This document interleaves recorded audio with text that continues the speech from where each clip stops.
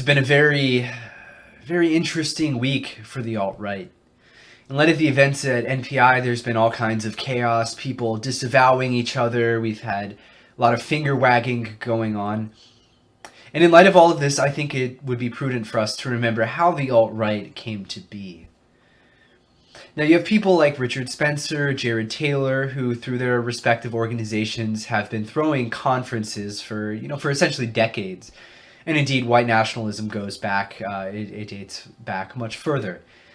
But the point is that these conferences were essentially groups of 20 to 30 older white guys, generally the same 20 to 30 older white guys. And they would get together and they would talk about, what's going on in the world, similar to, how they do now.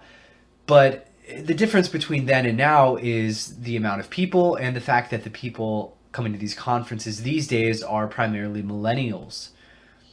Now, how did that come to happen? It essentially all happened in 2015 or so. That seemed to be, the first current year. That's when most of these conferences started getting, large numbers of millennials to show up. And no offense to Richard or to, Peter Brimlow, Jared Taylor, but it wasn't because their conferences got really good and then everyone decided to come. No, people got red-pilled through life. Thanks to Black Lives Matter, thanks to the media's treatment of, Mike Brown, Trayvon Martin, and eventually the so-called refugee crisis. And these people started congregating on websites such as 4chan, primarily on the board Poll, which, under the veil of anonymity, people were able to express what they really thought about these issues. They were able to express radically politically incorrect opinions that they couldn't express around their parents, around their employers, around their normie friends, and so forth. So most of the memes, most of the culture that we consider to be the alt-right developed from Poll.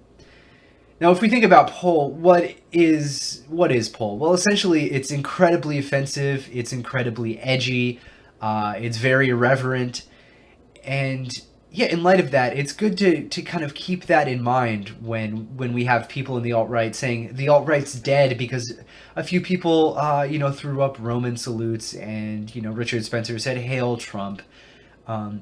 There would be no alt-right if not for the incredibly racist, offensive, anti-Semitic humor of Poll. Literally, none of this would be happening. It would be the same 20 to 30 white guys going to these conferences. So we need to keep that in mind when we're thinking about all of this negative press that the recent NPI videos have generated. Most of the people freaking out about, Richard saying "Hail Trump" and a few Roman salutes, these aren't people that are going to be, persuaded by facts and evidence. They need to get disillusioned. They need to get red-pilled by life, essentially. And until that happens, no amount of information is going to do it. People who are already disillusioned and red-pilled and therefore ready to join the alt-right, well, now they know about us. Many people have been thinking about these things for quite some time. Now they know that there is an alternative.